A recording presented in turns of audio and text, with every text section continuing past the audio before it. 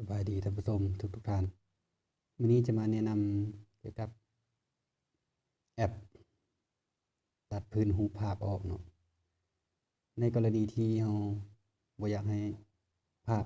เราบ่อยากได้ในภาพพื้นภาพเนาะภาพพื้นหลังที่เราบ่ต้องการเราอยากได้หรือว่าเราอยากได้แบบภาพพื้นหลังที่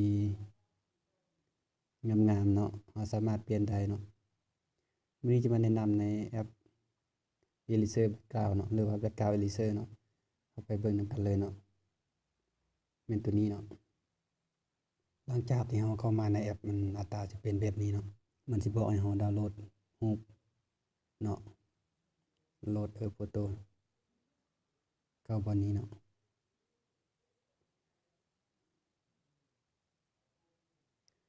หลังจากที่เราเข้ามาในหั้นเนาะมันสิบอกให้เลือกรูปเนาะเรากดเข้าที่อัลบั้มรูปเนาะแล้วก็เลือกรูปที่เราต้องการเนาะสมมุติว่าข้อยสิเอารูปตัวนี้เนาะแล้วก็ตัดตามมันสิง่ายเนาะง่ายในการตัดเราจะเอารูปขนาดส่ำใดเนาะแล้วก็กดตัวนี้เนาะ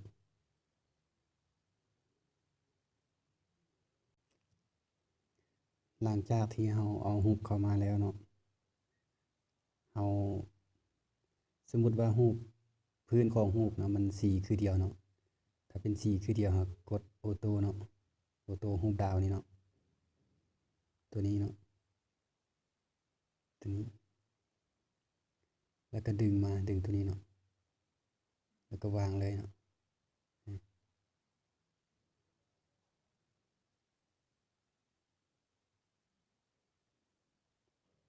อันนี้ต้องใช้ความพยายามนิดนึงเนาะ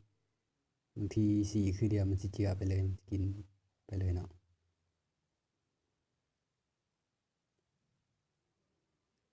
เราสามารถundo กลับเนาะถ้าว่ามันกินไปตัวนั้นเนาะนี่เนาะundo กลับนี่หลังจากที่มันเจือตัวนี้เนาะสิใช้ตัวลบเนาะลบออกเพื่อมันกินรูปเข้าไปเนาะ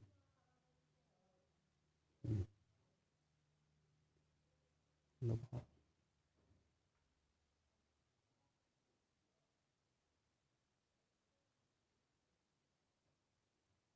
ต้องใช้ความพยายามนิดนึงเนาะตัวนี้ถ้าว่าเราบ่แน่ใจเนาะเราใช้ตัวนี้เนาะ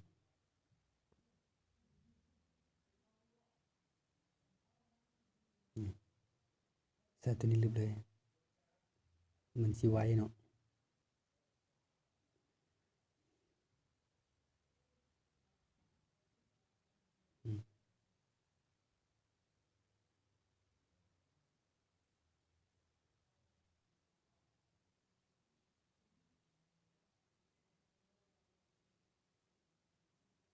สมมุติว่าเราลึกได้เรียบร้อยเนาะเราก็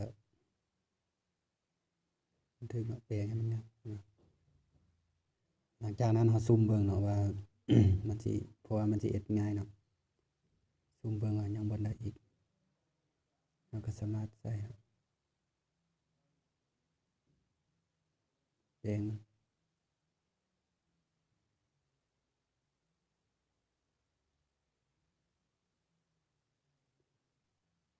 ลงให้มันน้อยลงตรงนี้ถ้ายาวมันใหญ่ก็ดึงกลับมาตรงนี้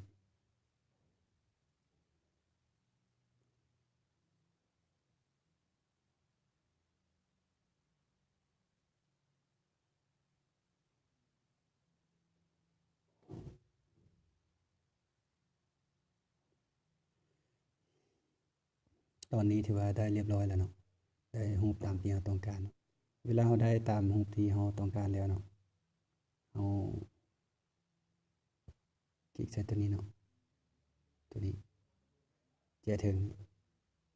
แล้วมันก็จะเป็นรูปที่เราตัดพื้นหลังออกเรียบร้อยนะเรากดเบิ่งแต่ว่าบ่ได้ยังบ่ได้เราก็ลึกอีกเนาะหลังจากที่เราเฮ็ดได้เรียบร้อยเรากดตัวที่2เนาะตัวทางหลังทางลุมกดตัวที่2ก็สังเกตเบิ่งว่ามันสิแจ้งขึ้นตึมเนาะนี่ หลังจากนั้นเราก็กดเซฟเนาะเซฟเขียนเทิงนี่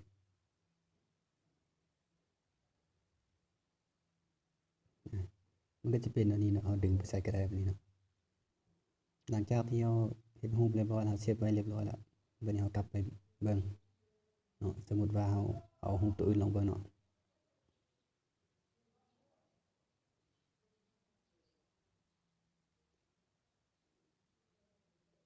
สมมุติว่าเอารูปตัวอื่นสมมุติว่าเอารูปตัวนี้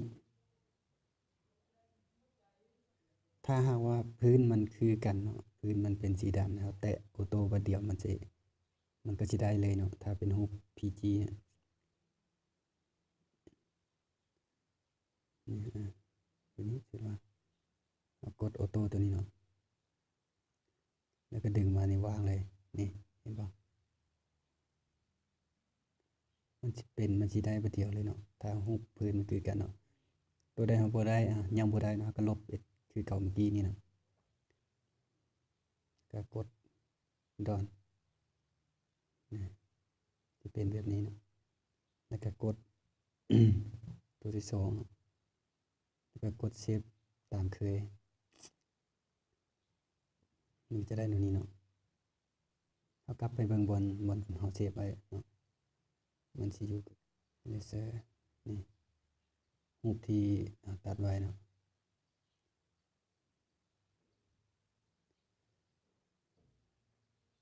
หลังจากนั้นเนาะ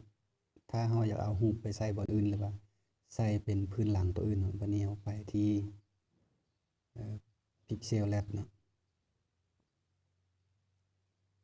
อันนี้ปัดทิ่มทับเอา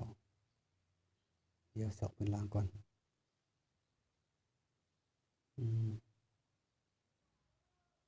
เอารูปตัวนี้นะสมมุติว่าเนาะหลังจากนั้นก็กดบวกตัวนี้กด Form Gallery เนาะเพื่อเลือกรูปเนาะที่เราตัดไว้เมื่อกี้นี้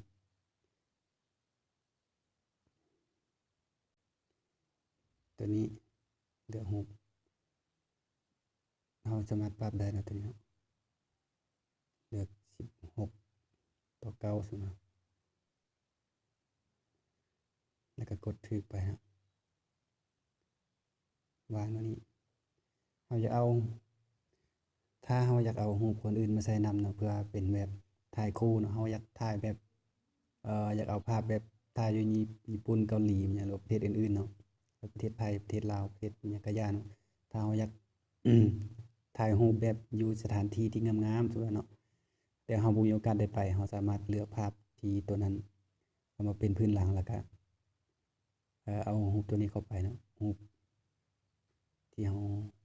ตัดพื้นมันออกเมื่อกี้นี่เนาะเพิ่มรูปภาพอีกตัวหนึ่งรูปที่เราตัดไว้เมื่อกี้นี้ตัวนี้นี่เราสามารถมาวางตรงนี้เนาะสมมุติว่าอันนี้เป็นรูปแฟนเราหรือว่ารูปหมู่เราเนาะมาวางอันนี้ก็ซ้ำเดียวเราจะถ่ายรูปเดียวแล้วเนาะตัวนี้หลังจากนั้นเนาะได้ตามที่เราต้องการหรือว่าเราอยากเขียนหนังสือใส่ตื้อมันก็กดที่เครื่องไม้บวกตรงเทิงนี้เนาะแล้วก็กดเด็กนี่เนาะตัวนี้ตัวเทิงนี่เนาะคือแอปตัวนี้นี่ก็เคยแนะนำเทื่อนึงแล้วเนาะแอปตัวนี้แอป Pixel Lab นี่นะเนาะในการตัดต่อรูปในเบื้องต้นผู้ใดยังบ่เห็นก็ไปเบิ่งเนาะวิธีใช้อยู่ในคลิป2นี้เนาะครับคลิกใส่บนเทกเมื่อกี้นี้เนาะหลังจากนั้นเราจะมันขึ้นตัวหนังสือ New Text นี่เนาะแล้วก็คลิกใส่ตัว A เนาะตัวนี้ตัวนี้หลังจากนั้นก็คลิกใส่ตัวนี้เนาะ Edit เนาะหรือว่ารูปปิดรูปโซ่นี่แหละแล้วก็เขียนตามที่เราต้องการไปเที่ยวต่างประเทศ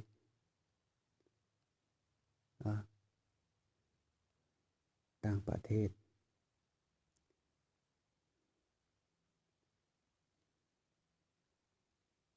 แล้วก็กดโอเคทางเทิงนี่เนาะสมมุติว่าอันนี้นะเพิ่มขนาด pixel to t อันนี้เนาะเอาพอดีสมมุติว่าอันนี้เนาะถ้าว่าเอาแก้ไขรูปภาพแล้วเรียบร้อยแล้วเอาก็กดเซฟนี่ตัวนี้เนาะแล้วก็เซฟ image เนาะถ้าเซฟตัวเทิงมันมี2อันเนาะตัวนี้กับตัวนี้เนาะถ้าเรากดเซฟตัวเทิงนั้นมันแบบเซฟในโปรเจกต์ในเวียกที่ยังบ่ทันแล้วเนาะเราสามารถกลับมาแก้ไขได้แต่ว่าถ้าว่าแล้วเรียบร้อยแล้วก็ติ๊กใส่ตัวรูปนี้เนาะเพื่อเซฟไปไว้ที่แกลเลอรี่เนาะกดเซฟแล้วมันก็จะขึ้นแนวนี้เนาะอันนี้มันPNG เนาะ PNG นี่แบบรูปเราตัดเมื่อกี้นี่นะมันจะบ่มีพื้นเนาะเอาเซฟไปได้ก็ได้เนาะหรือว่าเซฟตัวเทิงก็ได้อันนี้ขอเลือกเอา PNG เนาะหลังจากนั้นก็กดที่ Save to Gallery เนาะอันนี้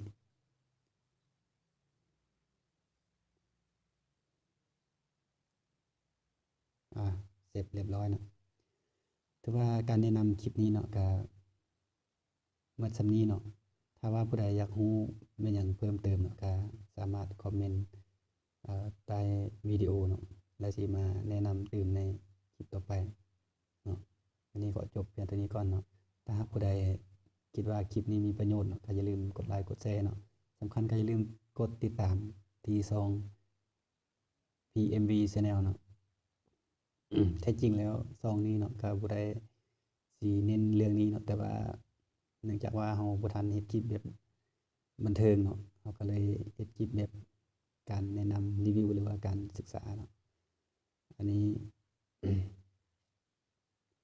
ก็จบเพียงเท่านี้ก่อนเนาะเจอกันใหม่ในคลิปต่อไปบ๊ายบาย